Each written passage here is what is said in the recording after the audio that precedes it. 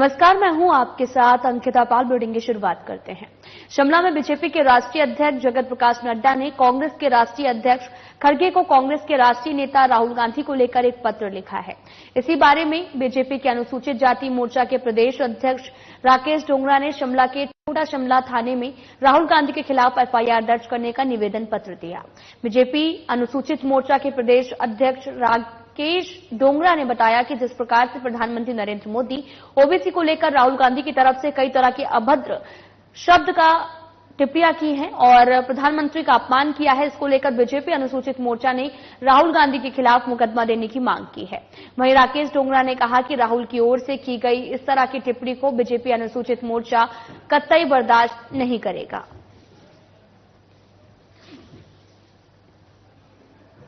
Stand हमारा तब देखेंगे हम कि अगर क्या कार्रवाई होती है नहीं होती है तो अगला जो है हम यहाँ पूरे प्रदेश भर में जो है एक धरना प्रदर्शन करेंगे और हम खंडन करेंगे उनकी इस बात का कि किस प्रकार जो है वो देश में एक वातावरण खड़ा कर रहे हैं, ओबीसी और आरक्षण खत्म करने की वो बात कर रहे हैं। और जो उन्होंने ये फेयरलेस की जो बात की है कि मतलब हमारा जब तक यहाँ जो है हिंदुस्तान में जो है ये ऐसा ना हो, ऐसा कहने का उन्होंने प्रयास किया है, तो हम इस बात का खंडन करेंगे और बहुत बड़े स्तर पर जो है हम धरना प्रदर्शन करेंगे। इतना ही नहीं, हमारे जिला मुख्यालय पे जो प्रदेश के हमारी पार्टी के संगठनात्मक जिले और हमारे प्रशासनिक जो है 12 जिलों पे जो है हम ये एफआईआर। हिमाचल प्रदेश सचिवालय में शुक्रवार को मंत्रिमंडल की बैठक बुलाई गई, लेकिन इस दौरान सचिवालय के बाहर कुछ अलग ही नजारा देखने को मिला। बड़ी संख्या में प्रदेश के शिक्षित युवा बेरोजगार सचिवालय के बाहर पहुंचे। प्रदेश सरकार के खिलाफ जमकर नारेबाजी की। शिक्षित बेरोजगार संघ की कॉल पर प्रदेश भर के युवा सचिवालय पहुंचे थे और मुख्यमंत्री को 8 सूत्रीय मांग पत्र सौंपना था, लेकिन कैबिनेट बैठक से पहले युवाओं को मिलने का समय नहीं दिया गया। इसके बाद युवा बेरोजगार सचिवालय के बाहर सरकार और मुख्यमंत्री के खिलाफ जमकर नारेबाजी करते हुए नजर आए।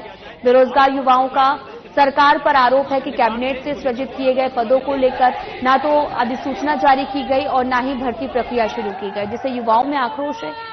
ऐसे में सचिवालय के बाहर अपनी आवाज बुलंद करते हुए युवा प्रदेश सरकार से जल्द भर्ती प्रक्रिया को शुरू करने की मांग कर रही है। कि आपने हमारी भावनाओं को समझा और हमारी कवरेज भी। आपको मैं बताना चाहता हूं कि हमारा जो मुख्य मुद्दा है वो बेरोजगारी। हिमाचल प्रदेश बेरोजगारी में भारत का नंबर 1 बन चुका है। ये सरकार की असफलता का कारण बोल सकते हैं और साथ में हमने माननीय मुख्यमंत्री से जो ज्ञापन सौंपना है उसका मुख्य उद्देश्य है कि कमीशन के माध्यम से भर्ती की जाए। राज्य चयन आयोग आज भी ठप है। 2.5 साल बीत गए और 2.5 साल हो रहे हैं और राज्य चयन आयोग में 2.5 साल में एक चेयरमैन बैठाया जाता है। सरकार के द्वारा इतनी ढीली गति से भर्ती प्रक्रिया चली है। हम मानते हैं कि कैबिनेट में थोड़ी सी अप्रूव हुई है पोस्टें, धरातल में कमीशन के माध्यम से अभी तक नहीं भरी गई है। सीएम सुखविंदर सिंह सुक्खू की अध्यक्षता में प्रदेश सचिवालय में मंत्रिमंडल की बैठक आयोजित हुई है। इस बैठक में कई अहम फैसले लिए गए। उद्योग मंत्री हर्षवर्धन चौहान ने कैबिनेट निर्णय की जानकारी मीडिया के साथ शेयर की है। उन्होंने बताया कि हिमाचल में 780 मेगावाट की जंगी थोपन विद्युत परियोजना को हिमाचल प्रदेश पावर कॉर्पोरेशन को देने का अहम निर्णय सुक्खू सरकार ने लिया है। इसके साथ ही 1630 मेगावाट रेणुका बांध परियोजना और 270 मेगावाट की पलोन पंप विद्युत परियोजनाओं को भी हिमाचल पावर कॉर्पोरेशन को सौंपने का निर्णय सरकार ने लिया है। इसके साथ ही हिमाचल में रोगी कल्याण समिति को मजबूत करने के लिए एक कैबिनेट सब कमेटी का गठन निर्णय लिया गया और इसके साथ में यादविंद्र गोबा और साथ ही राजेश धर्माड़ी और अनिरुद्ध सिंह बतौर सदस्य काम करेंगे। ये कमेटी हिमाचल में अस्पतालों को सशक्त करने की दिशा में अपने सुझाव सरकार को सौंपेगी।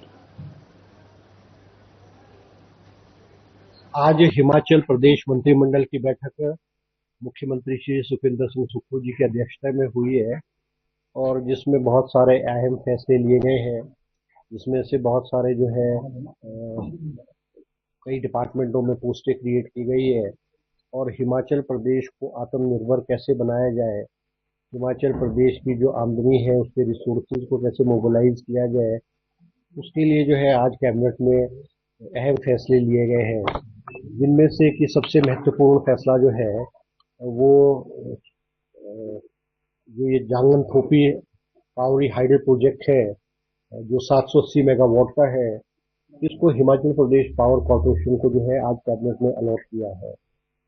इसके अलावा जो है और पम्प स्टोरेज जो है, पम्प स्टोरेज हाइड्रो इलेक्ट्रिक का प्रोजेक्ट जो है वो हिमाचल प्रदेश में विकसित किए जाएंगे। उसमें पम्प स्टोरेज में 1630 मेगावाट जो है उसकी बिजली का उत्पादन होगा। महाराष्ट्र के वर्धा के दौरे के दौरान पीएम ने प्रधानमंत्री विश्वकर्मा योजना की पहली वर्षगांठ के उपलक्ष्य में आयोजित एक कार्यक्रम में हिस्सा लिया है। देश के 50 जगहों पर पीएम विश्वकर्मा योजना कार्यक्रम का आयोजन भी किया गया है और जहां पर पीएम ने योजना के लाभार्थियों से वर्चुअल मुलाकात की और जिले की आईटीआई मंडी में भी ये कार्यक्रम आयोजित किया गया, जिसमें मंडी सांसद कंगना रनौत और राज्यसभा सांसद इंदु गोस्वामी ने बतौर मुख्य अतिथि शिरकत की है। और कार्यक्रम के दौरान सांसद कंगना रनौत ने योजना के तहत लाभान्वित लोगों को प्रमाण पत्र और ऋण जारी किया। इस दौरान कंगना रनौत ने कहा कि पीएम मोदी ने 17 सितंबर 2023 को 13,000 करोड़ रुपए के बजट के साथ प्रधानमंत्री विश्वकर्मा योजना की शुरुआत की है। योजना का उद्देश्य देश के शिल्पकारों को आर्थिक मदद मुहैया कराकर उनकी स्थिति में व्यापक सुधार करना है। चले जाए ऐसी हवेलियां कई हजारों साल से खड़ी हुई है, ऐसे ऐसे पौराणिक मंदिर है, यहाँ बात करते हैं तो चौथे फ्लोर पे सुनाई देते हैं। ऐसे ऐसे पौराणिक मंदिर हैं तो लोग कहते हैं, विश्व कहता है न जाने कितनी वर्ल्ड हेरिटेज साइट्स है, कहते हैं कि ये हो ही नहीं सकता इंसानों का काम। लेकिन हम ये भी जानते हैं कि कितनी ज्यादा जो है त्रासदियां हमारे शिल्पकारों ने कितनी सही है।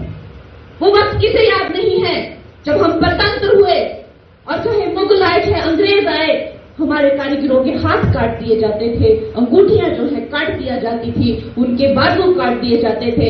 और यहां तक कहा जाता है, जो इतिहासकारों ने लिखा है जी, वहां पे तो ये हाल है भारत का कि जहां देखो बस हड्डियां दिखाई देती है शिल्पकारों की और मजदूरों की। यह हाल, ये दुर्दशा करती थी। तो ये जो पारंपरिक ये जो विद्या है, जो गुरु शिष्य रूप में जो है परिवार दर परिवार या गुरु शिष्य छोटे छोटे जो समूहों में सिखाई देती थी, ये विलुप्त होती गई। हिमाचल वेलफेयर पेंशनर एसोसिएशन मंडी की ओर से डीए और एरियर को लेकर देरी से पेंशन मिलने से नाराज पेंशनरों ने सरकार के खिलाफ जमकर नारेबाजी की है। जिला मुख्यालय के ऐतिहासिक सेरी चांदनी पर सैकड़ों पेंशनर्स ने सरकार के खिलाफ नारेबाजी की। सुक्खू सरकार को दुख की सरकार बताया है। पेंशनरों ने मंडी शहर में रैली निकाली। इसके उपरांत मुख्यमंत्री को डीसी के माध्यम से ज्ञापन भी भेजा और पेंशनर्स का यह भी कहना है कि हिमाचल में आर्थिक तंगहाली से जूझ रही सुक्खू सरकार की मुश्किलें कम होने का नाम नहीं ले रही हैं और साथ ही तंगी पेंशनर से सरकार वसूल कर रही है। सेवानिवृत्त कर्मचारियों को दो टूक कहना है कि सभी पेंशनर्स के खाते में महीने की पहली तारीख को पेंशन डाली जानी चाहिए। सरकार हमारी इन मांगों को पूरा नहीं करती तो हम सभी पेंशनर्स राज्य कार्यकारिणी के अनुसार उग्र से उग्र आंदोलन से परहेज नहीं करेंगे।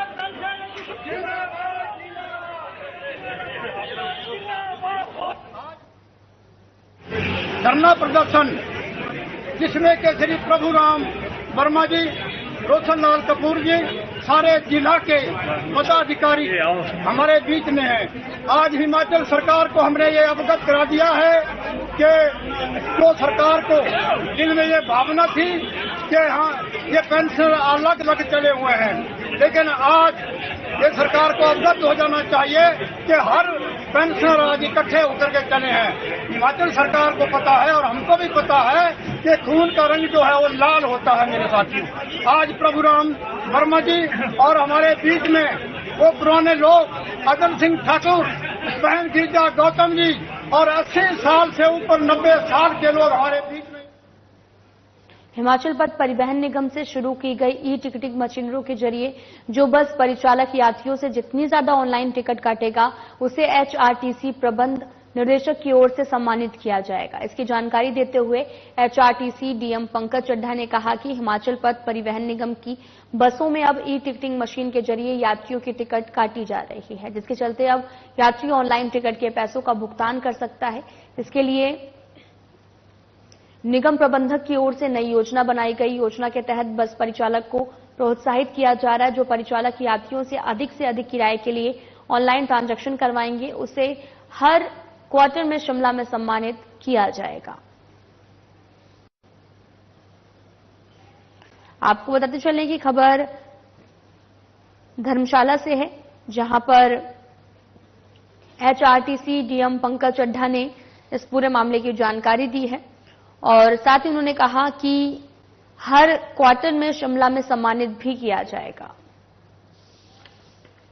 देखिए, ऑनलाइन पेमेंट के लिए एक तो अब मैं बताना चाहूंगा, हमने अपने जितने मेरे रीजन यहाँ धर्मशाला डिवीजन के अंडर आते हैं, हमने सब कनेक्टर्स को नई मशीन दे दी और हमने इसको और ल्यूक्रेटिव बनाने के लिए, प्रोत्साहित करने के लिए हमने, आपको पता है, एक स्कीम भी लाए हैं जो हर डिवीजन में हम हर क्वार्टर में जो हमारे फर्स्ट, सेकंड और जो थर्ड कनेक्टर आएंगे, जो सबसे ज्यादा नंबर ऑफ कैशलेस ट्रांजैक्शंस करेंगे, उनको हमने इनाम भी रखा है। इस बार पहली बार जब क्वार्टर खत्म हुआ था, हमारे MD सर श्री रोहन ठाकुर जी ने पूरे डिवीजन के पहले 3 लोगों को शिमला में प्रोत्साहित किया था और आगे हम भी कोशिश कर रहे हैं और लोग भी इसका फायदा ले रहे हैं, क्योंकि आपको पता है आजकल लोग कैशलेस ट्रांजैक्शन में ज्यादा विश्वास करते हैं, छूटे पैसे नहीं होते हैं, लोग जो करेंसी कम लेके चल रहे हैं, तो उसी दिशा में हमने काम किया और अब धीरे धीरे हमने सारे कनेक्टर्स को नई मशीन दे दी है।